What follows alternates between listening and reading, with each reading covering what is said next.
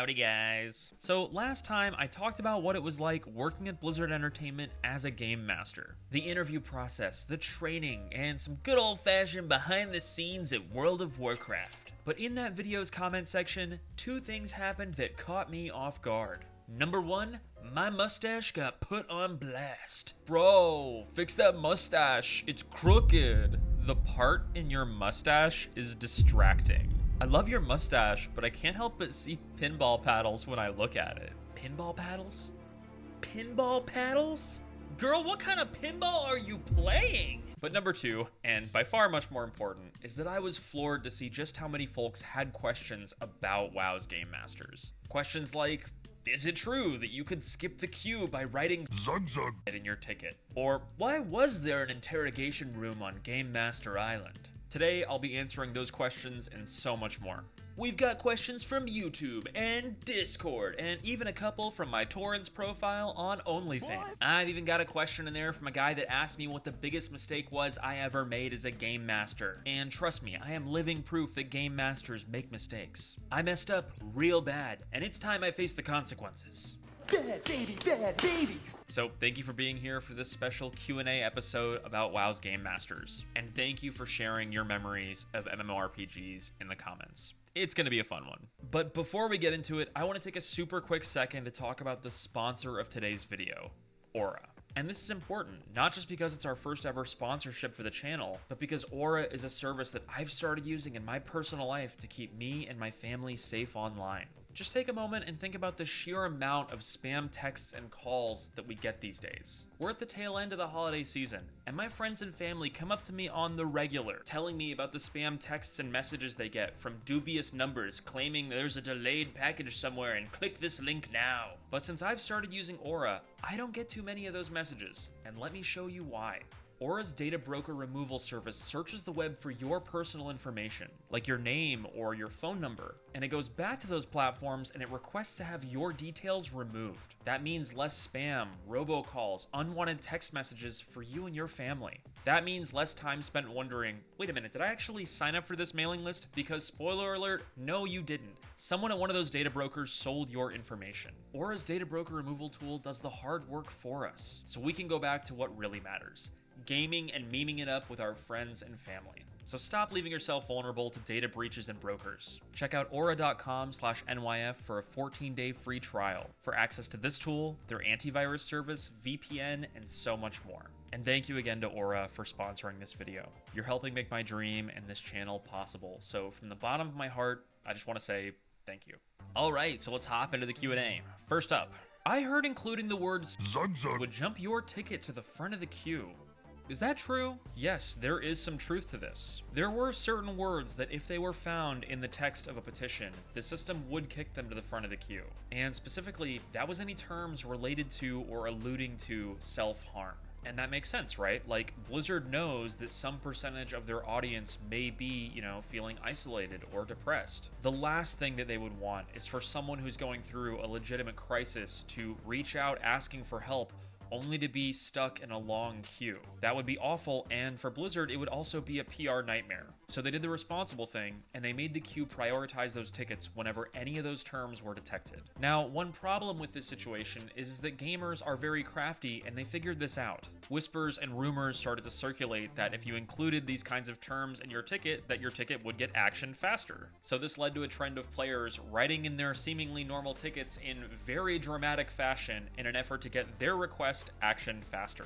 An example of this kind of language or these kinds of patterns would be someone saying something like, hey, this quest is so bugged, I'm so bored I might hurt myself. This is just an example with toned down language, but I think you guys can get the idea. I cannot count the number of times I saw tickets loaded up with this kind of language specifically designed to bypass the queue. And I'm just going to put it out there, there are very, very good reasons to not do this. And here in a little bit, when we get to another question, I'm going to talk about what those punishments might look like and what would happen to those players. But let's just say, it was a very bad idea to abuse the ticketing system in this way. More on that in a bit. Moving on to question number 2. James asks, is there any way to the best of your knowledge where players can efficiently find, flag, or hunt down these zombied players? So you're telling me you want to create a pack of bounty hunters with the specific purpose of running around and hunting down zombie accounts. I like the way you're thinking. Couldn't help reading your lips. This hunting humans.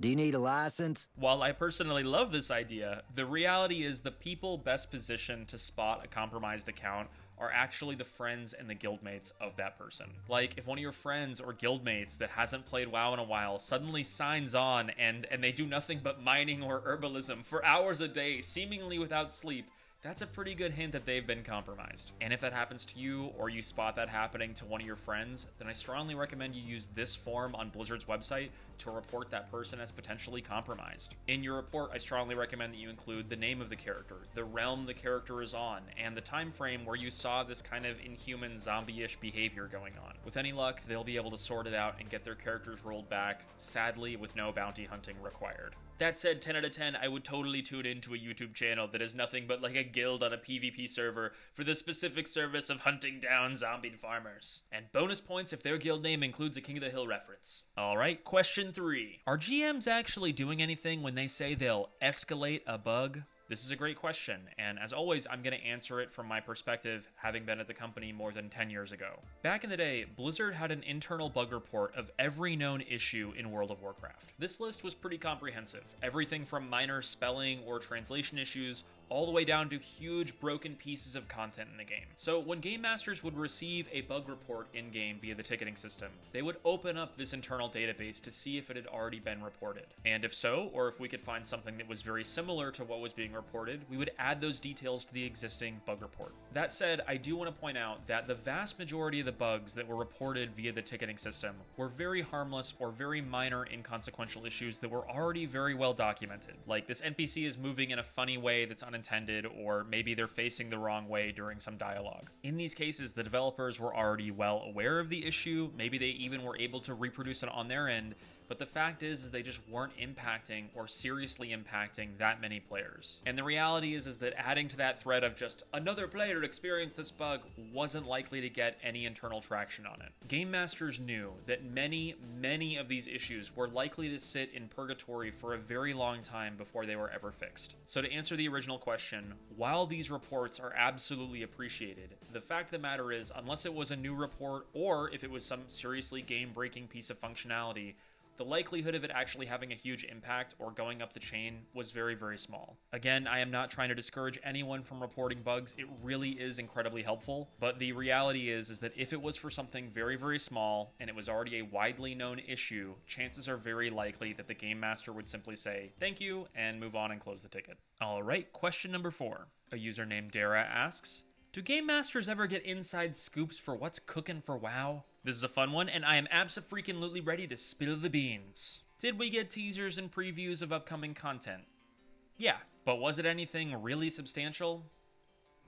I recall that every quarter we'd get a couple emails showing off some upcoming cosmetics or some upcoming raid mechanics. And yeah, it was interesting. At absolute best, we'd get a closed realm with 1 or 2 encounters to go look in and see how the mechanics worked. But again, this was not a comprehensive preview with finished, polished content. And likewise, I'm just going to put it out there, the Game Master staff, we did not get huge, in-depth previews of unannounced projects or things that were in heavily top-secret development. Goodness knows, I never got to have eyeballs or hands on Titan when it was in development, but that would have been a really cool experience. But I can also understand why they wouldn't want to share that with all of their support staff. The chances go up exponentially that someone at the company leaks it. But yeah, the best perks at the time were the copies of the games as they came out, or the WoW game time, or the many codes that we got for, WoW functionality. I remember I had like a dashboard of 10 or 15 like realm transfer codes, and I doled those out to my friend group whenever they wanted them. Moving on.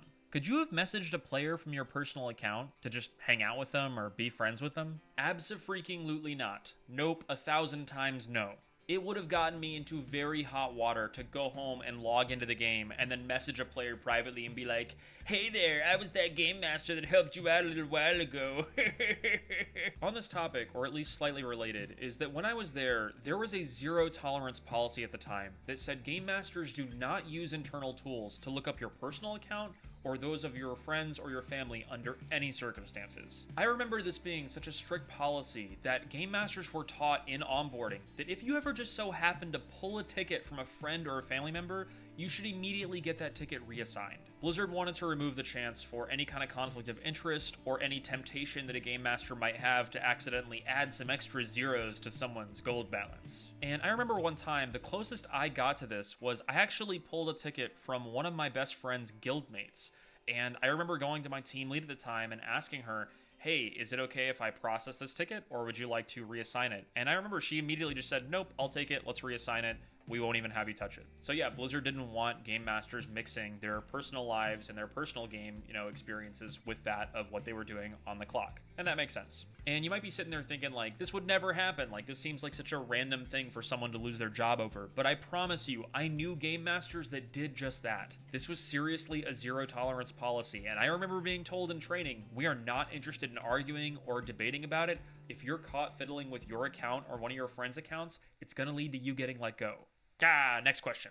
Were there any instances where you disagreed with management on how to handle a particular situation or ticket? Yeah, all the freaking time. For me personally, probably multiple times a week, if not every day. And that's because some of Blizzard's policies freaking sucked. As an example, one of the policies they had at the time that drove me nuts was this stance they had on not letting people swap out quest rewards. At that time in WoW, many quests had 1 of 2 or even 3 rewards they could choose from at the end of the quest, and players would often change their mind about which reward they wanted. Maybe they respect, maybe they wanted it for a piece of transmog or for an RP outfit. There are plenty of legitimate reasons why a player might want to change the quest reward they got, but Blizzard, and specifically my boss, did not like us honoring requests of that nature. And part of me understands they didn't want these kinds of tickets to flood the queue. I get that. But the other part of me is like, hey man, we have the tools. We can easily just snap our fingers and verify they completed the quest. They have the quest flagged in their system, so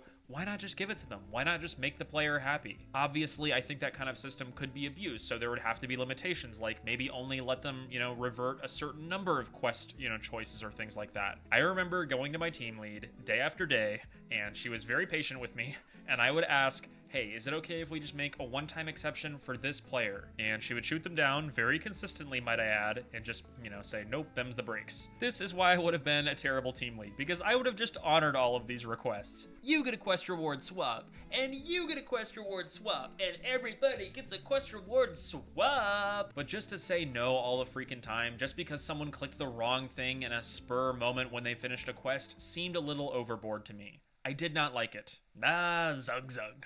Do severity 2 and 3 inappropriate language violations for like racial targeting, do those also apply to in-game races? So for example, if I was role-playing a dwarf and I didn't like gnomes, would that get me in trouble? So how do you Mr. Execute, and thank you for asking this question.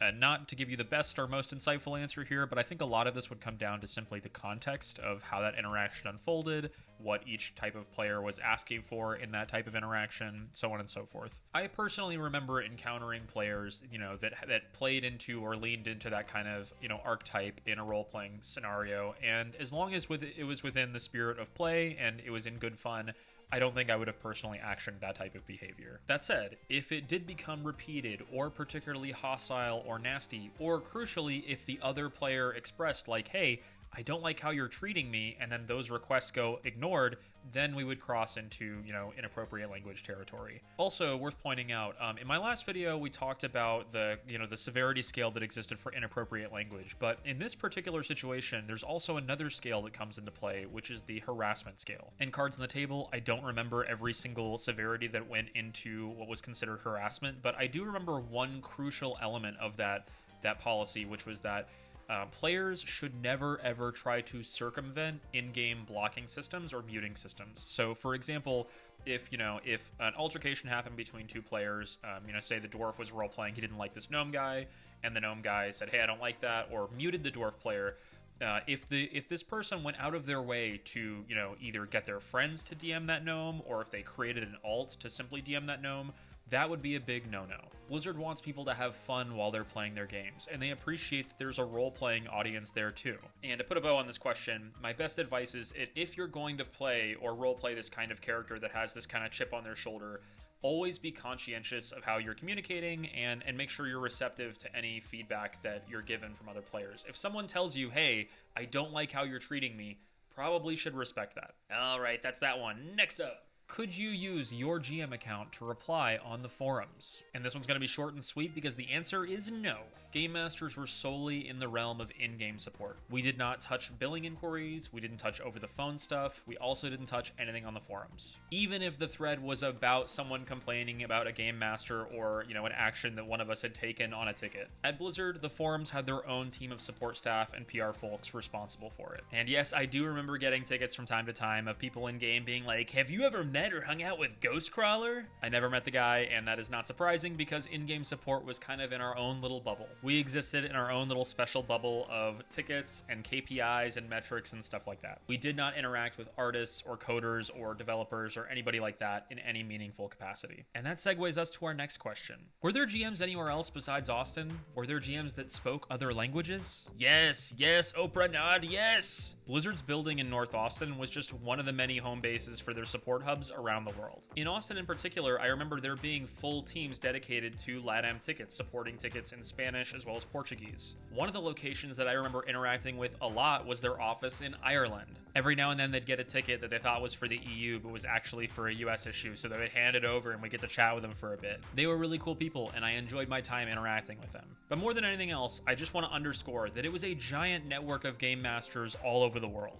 working together to give players great memories and experiences with the game. And one of the coolest things to see from my last video was game masters and former game masters chiming in to just talk about their memories of working at Blizzard. It was amazing to see so many former game masters sharing stories of what it was like supporting players over the years. I actually got to reconnect with some folks from Austin that I haven't talked to in years. Blizzard's game masters brought people together. I think that's really special, and I'm very proud to have been a part of it, if only for a couple years. But get out of here, Clyde, with these good vibes. It's time to turn our attention to something stressful. What was the most stressful interaction you ever had with a player? Oh, this is an easy one. I remember this one time I got a ticket from somebody in, wanting something restored or something. And I remember in their petition text, this guy was super angry. He was like, I'm a big streamer and you better give me exactly what I want.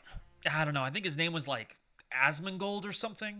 I am just kidding. It's a joke, y'all. I promise it's a joke. I never interacted with any famous streamers or anything like that. And besides, even if I had gotten a ticket for them, I'm sure they would have been lovely people. No, the reality is most tickets that we handled were pretty chill, pretty relaxed experiences. But to actually answer the question, there was one type of ticket that was extremely stressful. And this is where we're going to loop back to the first question we asked at the top of the Q&A. The issue of players that are feeling depressed or despondent and are threatening things like self-harm. First up, and something that you really ought to know about these tickets, is that whenever a game master would pull one of these tickets, it was almost always the case that there wasn't just one pair of eyes on that conversation. I remember a ticket that I pulled one time where, a player was expressing things in very dire terms like, I'm thinking about ending it all. And this wasn't a joke or them being flippant. They were really saying, I'm really feeling depressed, I'm really feeling down. And immediately I got a ping from my team lead at the time saying, hey, Clyde, I just want you to know I'm watching this ticket closely. Let's work through this together. And that makes sense, right? These are very, very stressful conversations. You're talking to someone who might be going through something legitimately traumatic. So it makes sense that Blizzard would want more than one pair of eyeballs on it, and they'd want people that are extremely trained to de-escalate those kinds of situations. So that's the initial extra layer of stress on those kinds of conversations. But number two, and even more important to these conversations, is that when this kind of verbiage would arise, or when players would use this kind of serious tone or verbiage, we as game masters were expected to ask very clearly, very firmly, player %N, I have to ask, are you in serious danger of harming yourself right now? And let me tell you, if the player replied with anything other than a resounding no, like, oh yeah, sorry, I'm just being dramatic, or I'm just having a rough day, but I'm actually okay, thanks for checking in. If they replied with anything other than a firm, clear no, then the wheels kicked into motion to getting that player help. And I don't want to speculate, and I certainly wasn't a part of the team that escalated these kinds of crisis scenarios, but I have to imagine that Blizzard then worked with law enforcement to get a wellness check conducted or to get that person the help they needed. That question of, are you really considering harming yourself? Are you really at risk of hurting yourself? This is a player's last chance to hit the brakes and go, I'm actually okay. Things are fine here. And just being honest with y'all, I think anyone who's gone through that themselves or knows someone or has heard of someone who's gone through that, I think we can all understand why we have to take those kinds of messages so seriously. It's freaking hard to ask for help. It's not an easy thing to tell your friends or your family that you're going through a tough time or that you're really, really struggling with dark thoughts. And I think just, spitballing, I think game masters we received more of it because we were just a friend. We were anonymous, so it's like, we were someone they didn't know, but we were also a friendly face. And I think that's why people felt like they could come to us and be honest about how they were feeling. And that's why we had to take those kinds of reports so seriously. I'm not trying to bring the mood down too much. I just want to say I'm very, very proud of all the game masters that sat with players going through tough times. And I'm extremely grateful to all the people around those players, the friends and family members who sat down and listened and offered, their insights and offered their ears to hear somebody out that was going through a tough time. Life is freaking hard, man. And I'm grateful that I got to see so many genuine acts of kindness and compassion whenever those moments would arise. It makes me very, very proud of the players of World of Warcraft and how they treated one another and how they supported one another. Anyway, that brings us back to the question I raised earlier in the initial question, which is like, what about people who are just loading up their tickets with this kind of verbiage to skip the queue? The people that are saying, I'm so upset with this quest that I could just hurt myself. Those people would also get asked that question, but more often than not, they would have the decency to say, okay, you're right.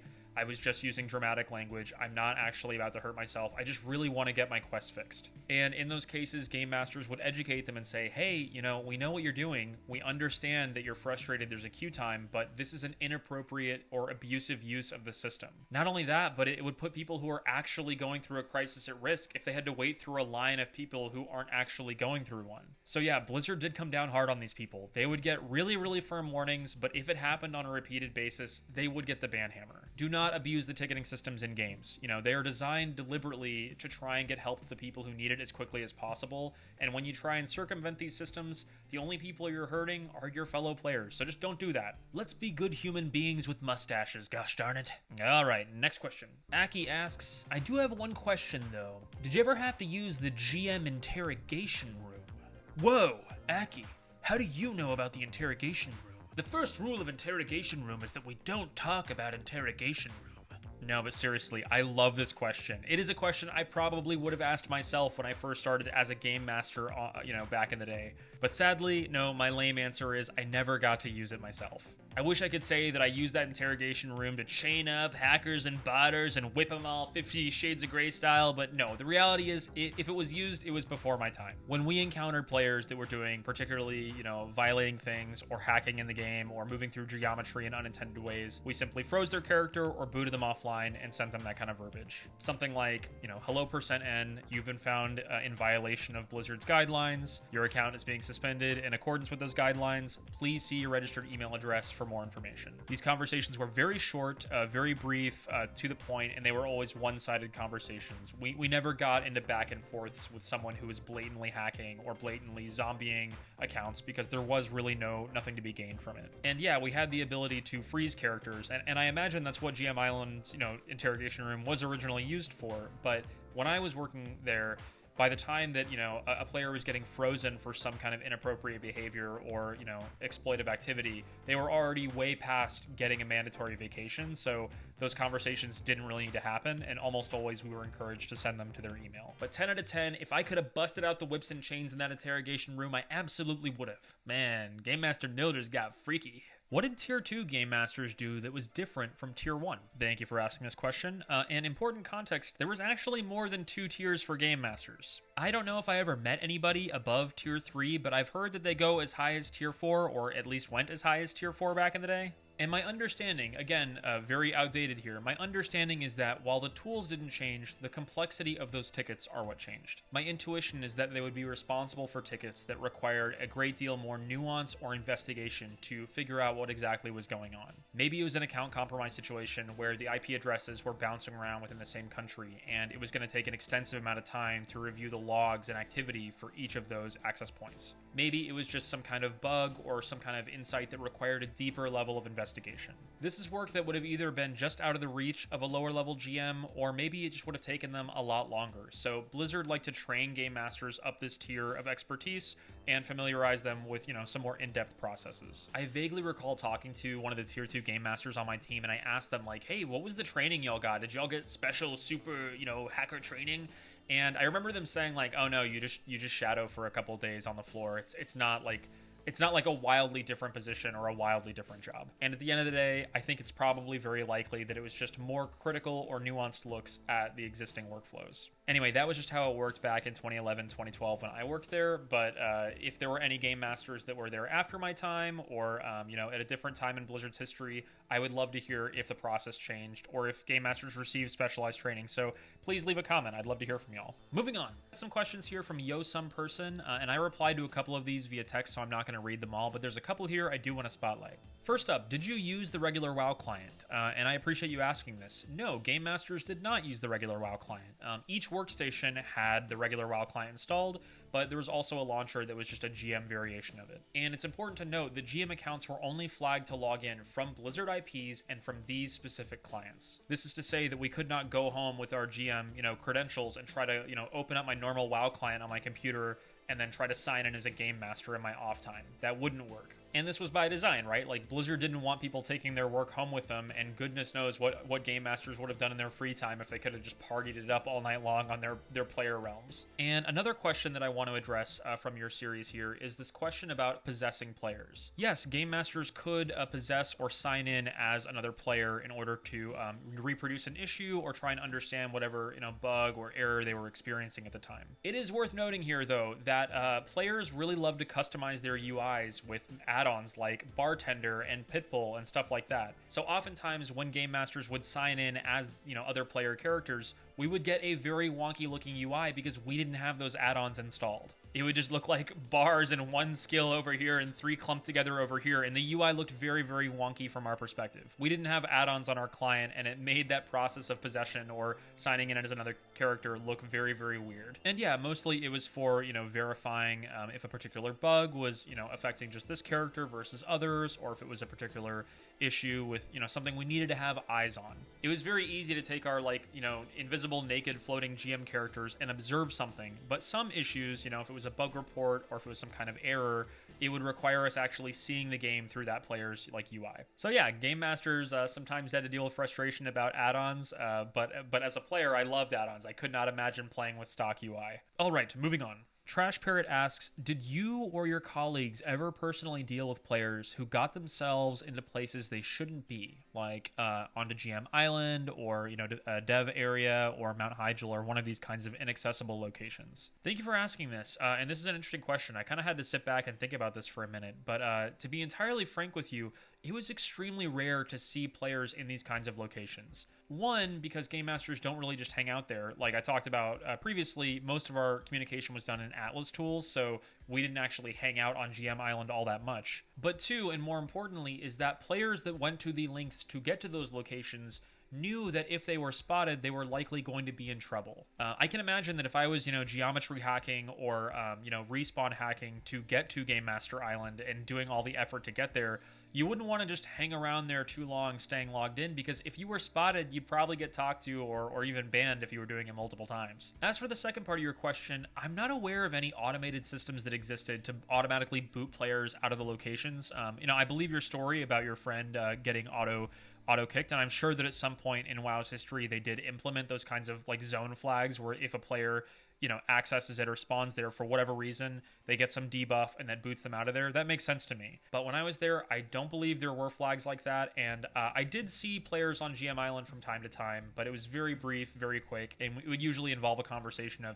hey, you're not supposed to be here, you're aware that you're not supposed to be here, if this happens again, you're going to get in trouble for it, so please don't do this. I do know that Blizzard would sometimes issue bans for, players geometry hacking or exploiting their way to GM Island, but anecdotally, there's nothing there. There's no resources there. And I also am a very curious gamer. And if I was, getting a ticket back of the day and someone, and I saw someone there, I would be much more tempted just to give them a warning and send them on their merry way, and say, hey, please don't come back here. There's nothing here of value.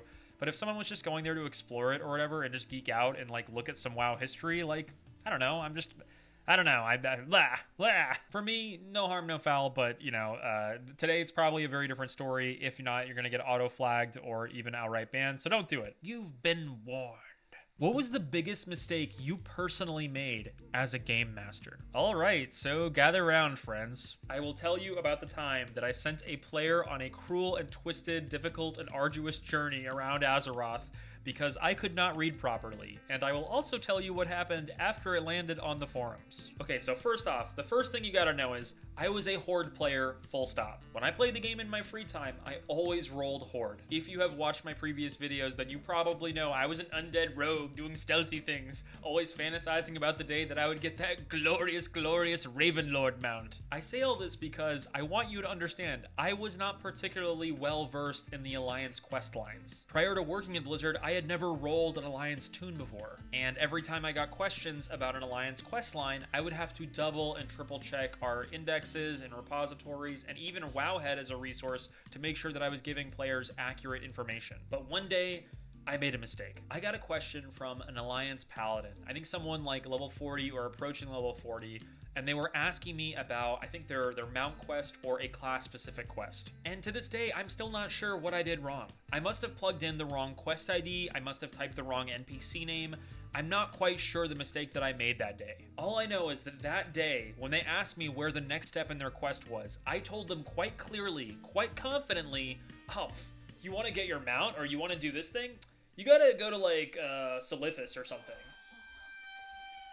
And I was so wrong, and my mistake sent this person on a journey, a perilous journey across mountains and plains and tundras, through jungles, through the desert infested with bugs and all sorts of creatures, and this person probably died like 50 times trying to get to this stupid like NPC in Silithus. And of course when they got there, after God only knows how many deaths and how long that journey must have taken them, they find the NPC only to realize this guy isn't needed for my quest at all. What was that GM even talking about? I had put this poor little human paladin through the equivalent of the Oregon Trail. And they went on the forums and they told the entire world about how Game Master Nildris gave them the wrong directions. They included screenshots of their journey and our conversation, and it invited a lot of comments from people, and I remember back in the day being like, lol, Game Master Nildris must only play Horde, or I bet GMs don't even play WoW, And they were well-deserved comments. I deserved a public flogging, but that was my big mistake. And I remember coming into work next week, that following week, after the forum post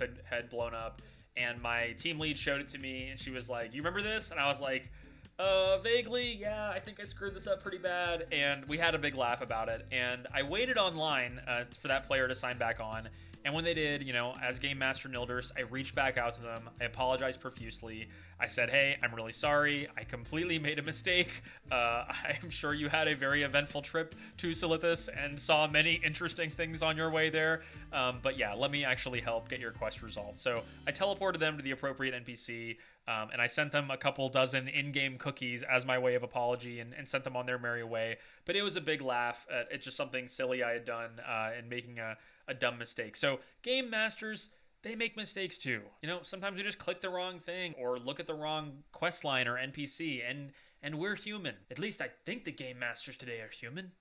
But what if they're not? All right, that is a wrap-up for today's Q&A, guys. Thank you so much for checking out today's video. And a special thanks again to everyone who shared stories and memories of World of Warcraft. In the last video and today's video on the community tab, I really appreciate y'all chiming in. I meant what I said in my last video. World of Warcraft is an incredibly special game for so many reasons, and I believe that a huge part of that is the people who made that game special. The game masters, the developers, the players, warts and all, I really believe that. If you have enjoyed these videos and you're keen to connect or support the channel, we've got a Patreon where you can get access to our channel Discord, as well as get your name in the credits like these fine folks. Thank you all so much for supporting the channel. I could not do this without you. We'll be back in a couple of weeks for another episode or installment of Not Your Friend, working on that script now, so gotten the writing process going. But yeah, until then, y'all, take it easy. Thank you so much for being here. I normally say Mustache Man out of here, but given today's events, I think I should instead say Pinball Mustache Man out of here.